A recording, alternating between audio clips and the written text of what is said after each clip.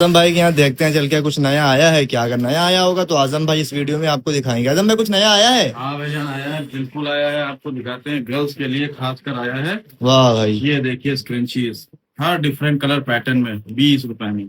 ये देखिए स्क्रंचीज 15-15 रुपए में। बारासात का टाइम है, उसमें तो बहुत उससे अच्छा भी अच्छे आपको बिकेगा। स्क्रंचीज हम दिखाएंगे। ये देखिए 30 रुपए में।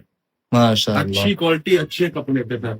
इसी के साथ हम आपको स्क्रंचीज दिखाएंगे 46 रुपए में। ये देखिए भाईजान, स्क्रंचीज चाहिए तो आप आ सकते हैं नौशाद क्लब हाउस बेसमेंट में। शॉप का नाम है द ग्लव हाउस, ओनर का नाम है आसिम खान।